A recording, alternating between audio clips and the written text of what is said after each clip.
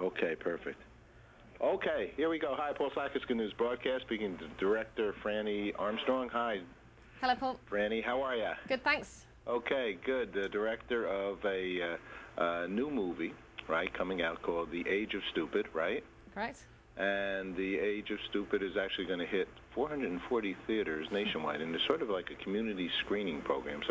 And it's going to be coming out on September 21st as part of a record-breaking global premiere event during NYC, New York City's Climate Week. Okay.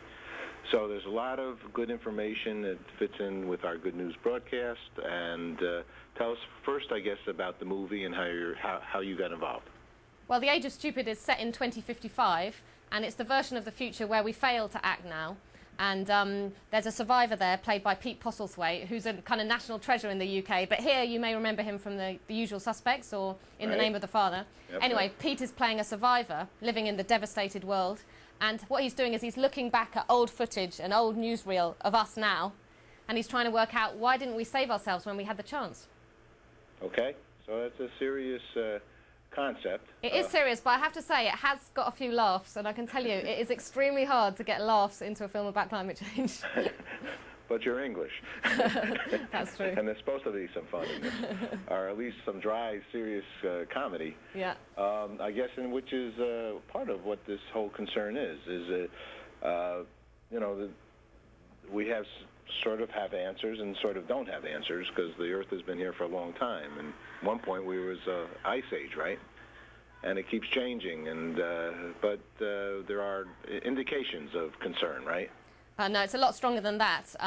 There's no question now that, you know, every government in the world, including the Bush government, we know he's gone now, has signed up to the basic concept that it is humanity that's causing this problem. The Earth is heating up, and unless we act very, very soon, we're going to be in serious trouble. Very, very soon, as in the next few months. I mean, we've known about this problem seriously since the 80s, have failed to achieve anything so far in that emissions, global emissions, have always been going up and up. But we've really got a few months, if not a couple of years left, to turn the situation around. Otherwise, it's a catastrophe, you know, the like of which we have never seen on this planet.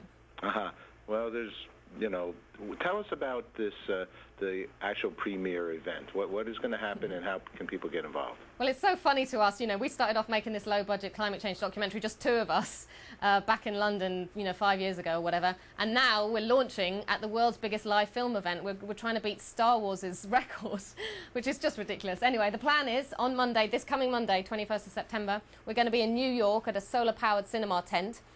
Top celebrities are going to be coming. We've got Heather Graham, we've got Gillian Anderson, Moby is going to be playing some live music powered by bike power. Radiohead's Tom York is also going to be playing, and we've got Kofi Annan and James Hansen speaking afterwards.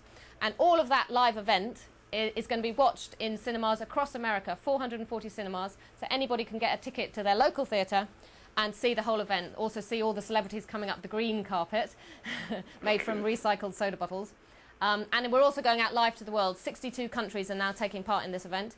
Everywhere from, you know, tiny little countries in Africa like Tanzania, little islands in the Pacific, to obviously France, UK, Germany, Argentina, Costa Rica. I mean, the whole thing's gone crazy. Yay. It's amazing. Very important. Very wonderful. Actually, we've interviewed almost all those people, because those are people that stand up for the environment and for animals and for looking at life in a very positive way, but a concerned way, right?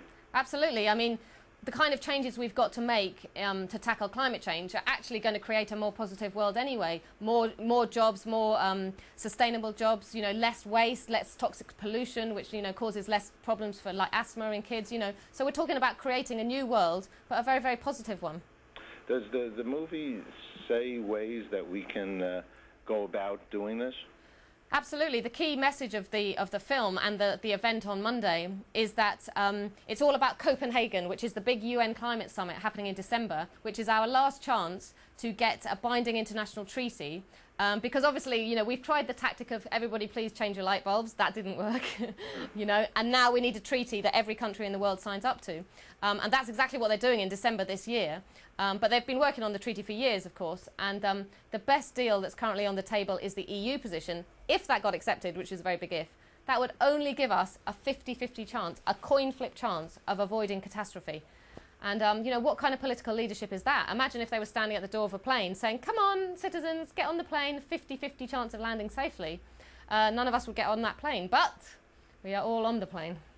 Well, we actually have been involved since the Earth Summits down in Brazil, and we've been involved with many environmental outreaches with UNEP and with Coffee and On and the World Water Day. And we said this is a subject that we're doing a big water concert on the 4th of October, and Peace Day is which was approved by the United Nations as well. And we have a concert here. You're in town, so on Central Park in the band show on Saturday we have a concert. So fantastic, good for you. If you're around. So the only reason I'm saying it is that you know, concerns about this Kyoto Protocol and treaties and things. A lot of things have happened in the past, and real organization to improve all these kinds of things. Does the movie, how does it go about that concern? Well, I mean, I couldn't agree with you more. There's nothing intrinsically more useless or more stupid about our generation. You know, other generations did manage to solve the big issues of their day. They did overturn apartheid, they did end slavery, or even land on the moon. And there's no question that climate change is what our generation has to do, because, you know, everybody who came before us didn't know the problem, and everybody who comes afterwards it'll be too late for them to do anything. So it is down to us, you know. And I'm of the MTV generation. You know, I was born in the 70s, and, you know, a million adverts throughout my life told me that the point of my existence was to go shopping. And so now I find out that actually we have this enormous responsibility, and that we, this generation now, has the future in our hands. I actually find this extremely inspiring and quite a relief in a way, you know, that we do have something important to do. So there's a website for people to find out where to go? Yep, on Monday night. It's only on Monday night. If you don't go on Monday, you've missed it. Okay. But to find your local theatre, go to ageofstupid.net, and you can find which of the 440 theatres is nearest you. Please bring 10 friends. We've got no advertising money. We're just a little tiny company, just 2 gals here. So please bring lots of friends, and let's kick off the campaign to Copenhagen. Okay, well, we're going to come over there on Monday and see you and bring cameras as well. Fantastic. And interview some people. And congratulations. I'll see you there. See you on Monday. And look forward to meeting you in person. Thanks so much, Paul. Take care. Okay, Franny. Bye-bye.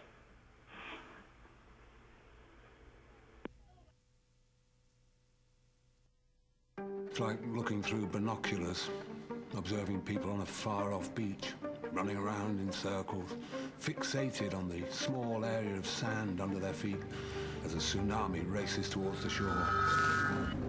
101 degrees Fahrenheit. It's the hottest day ever recorded. It is our fault. Of course, we're worried about global warming. Absolutely. Yeah, I mean...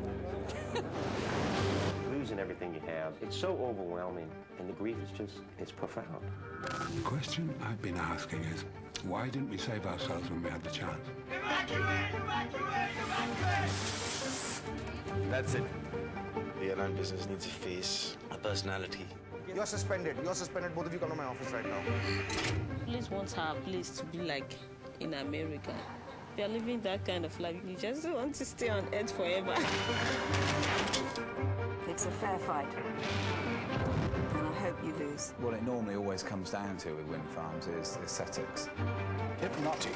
Driving along and you tend to see the sails revolving and you're not concentrating on the driving. I feel really, really off with it.